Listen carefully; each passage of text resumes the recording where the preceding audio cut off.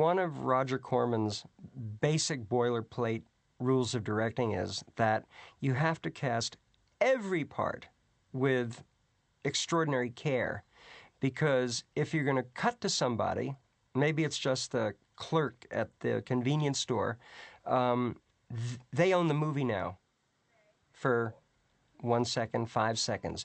The movie is in the hands of whoever you're cutting to. And Roger said, you know, it's a great opportunity for you to bring a heightened degree of involvement to the casting, is to cast people that interest you whenever possible. Is your car, pal? Huh? I've been admiring your bike. Oh, you interested in motorcycles? No, I just like big things between my legs. Thank you, officer. Do you trust your feelings? That's all we've got as filmmakers. You know, if I'm loving what I'm seeing, I just have to trust that others will love it. If what I'm seeing doesn't seem to be working, it's important for me to express to the actors what it is that's preventing me from loving it, and hope that they'll be able to pull something out of the hat to make me go, now I believe you, now I'm engrossed. I thought it's vital, if we want the audience to be afraid of Ray, I've got to be afraid of Ray. And we started seeing all the exciting, all the top young upcoming actors in New York and in California. Just we saw everybody, all the tons of young men who I had liked already in other movies, and people from the music world like John Doe, who had acted a little bit, came in, and he was wonderful, but he didn't scare me. And at a certain point, Melanie said, you know, you're still looking for Ray. Well, there's this guy in my acting class who, you know, if you haven't seen him yet, maybe you should see him. He's pretty good. His name's Ray Liotta. So since we're kind of like still really far away from finding anyone, let's have him come in anyway. And Ray came in and scared the hell out of me and thrilled me. So Ray Liotta got the part. It was Ray's first movie. You know, this is where the directorial ego comes in. Did I get anything out of Ray? No. Ray had it all in him, but I did direct Ray's first movie. So that's a good thing. I'm going to tell you something, Charlie. Roger also said, even when you're casting your villain in a movie, whenever you're casting the bad guys, you have to really beware of treating them and presenting them like bad guys per se. That in a movie that has like a traditional hero and villain, and maybe in Something Wild, Charlie's a traditional hero on paper, and Ray is a traditional villain, but your hero's only going to be as interesting as your quote-unquote villain is formidable, and that means as multidimensional as possible. I want Lulu. Is that your name this week? Lulu? Yes. You know, Charlie, she's not going to be too happy driving around in a station wagon the rest of her life. You let her think about that. It's very thrilling to arrive on the set in the morning and to see the actors bring their parts to life, to bring a scene to life. It's very thrilling.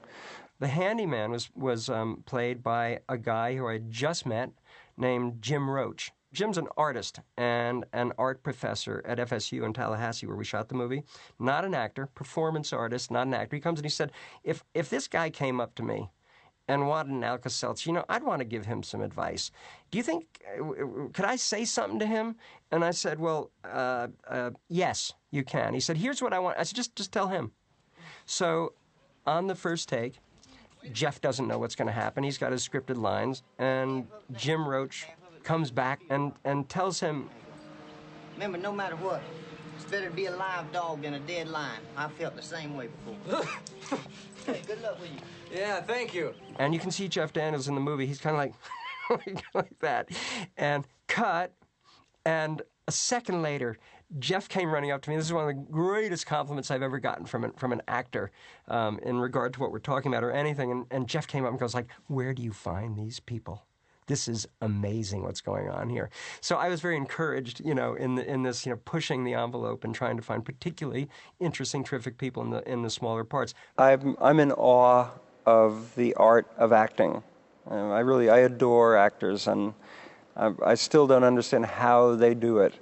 So I'm a very strong supporter, and I try to create an atmosphere of total freedom for the actors to explore the part as much as they possibly can. I try to make good little suggestions as infrequently as possible. I work only with actors who have a very, very, very strong sense of what they want to do with the part, and I make sure I understand what that is up front. And then they arrive, and you'll never hear me say, your motivation in this scene is, or that sort of thing. I like to work with great actors and then give them a free environment, and that's my secret. Actors are going to bring their own ideas to the movie. They're going to bring their own ideas to the set.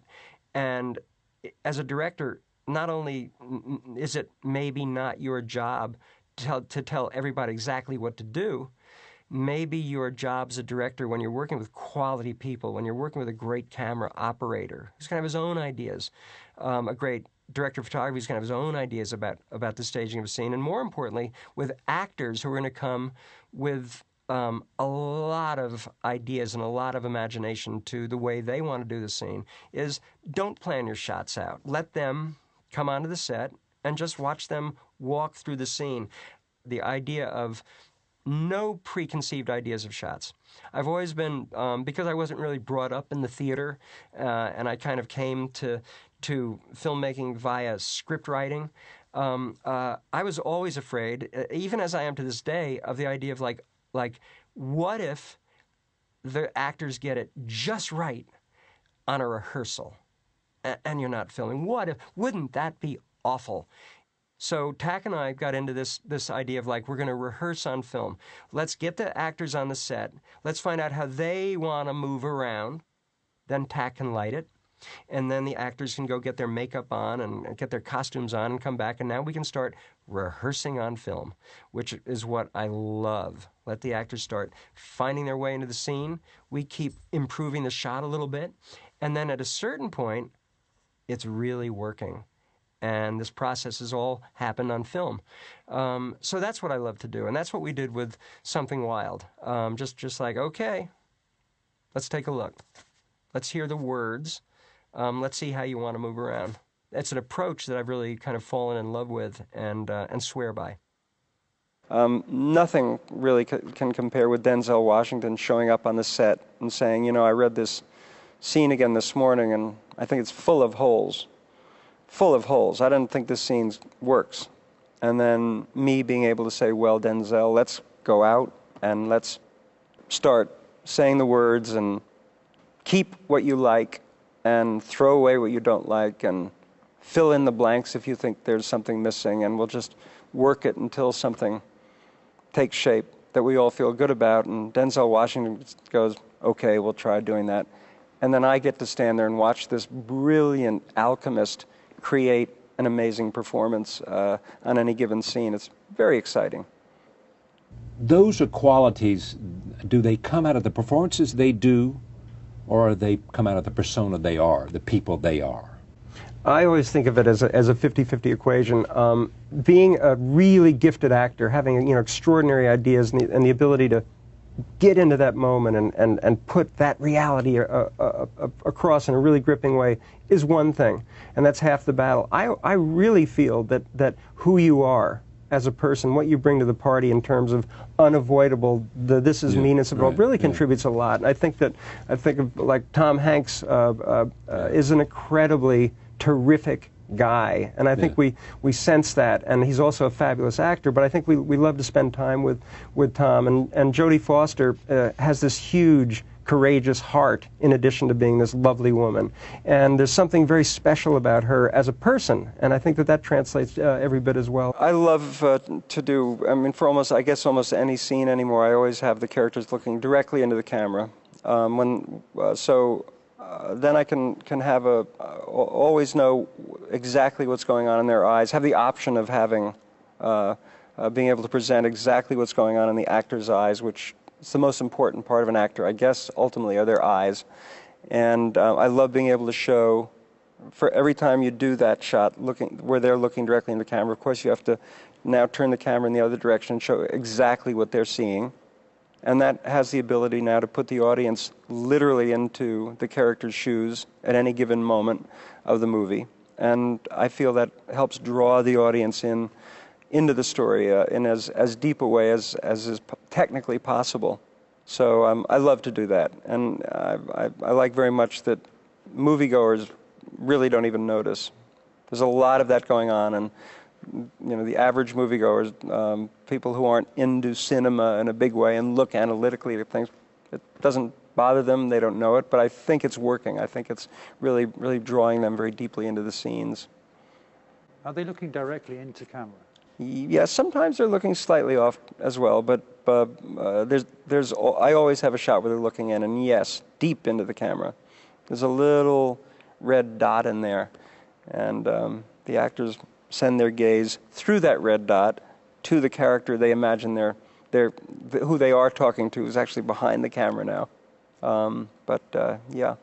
And that's something that you'll see in almost all Hitchcock movies. There's a moment or two where Hitchcock decides he wants to now put the audience exactly in the character's shoes. I take it to an extreme. Well, I speak as candidly as I usually do, but in, I guess, very strong terms. I don't know. I try to keep communicating. I try not to lose control of your communicative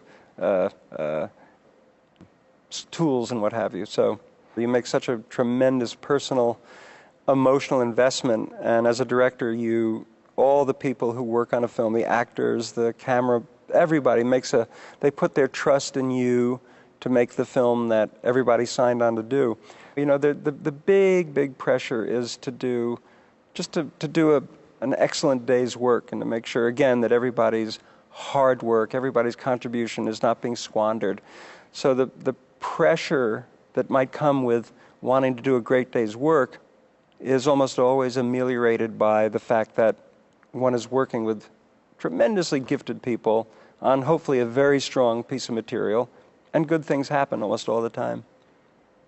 Tak Fujimoto and Christy Zia. Are they pronounced? Is that how you pronounce it? Tak Fujimoto and Christy Zia, yeah. Christy Zia. Yeah. Okay, obviously the key couple in sort of the team you've had around you for a long time. How important has that group of people been to you? Well, film being the visual medium that it is, the cinematographer and the production designer can be, if they're exceptionally gifted people who are committed to doing something really special, that they're key. They're as key as the director, and I like to form a very, very open, rich collaboration. I don't tell Tak Fujimoto how to light a scene. I don't tell Christy Zia what the location should look like. We exchange ideas, and then they come forward with what they feel is going to be the best look. And then I'm in the beautiful position of looking at the ideas of these great artists and maybe having one little tiny idea or something, but it's very collaborative. Sometimes I think my favorite part is editing, because it's very thrilling to see what happens when you manipulate the footage and you change takes and when you add music. I love editing. Also, you don't have to worry about the weather or people getting sick or people losing their way to the location. Filmmakers are, whether we like it or not, kind of visual anthropologists. We're kind of capturing what the country looks like at the moment that we're making this film.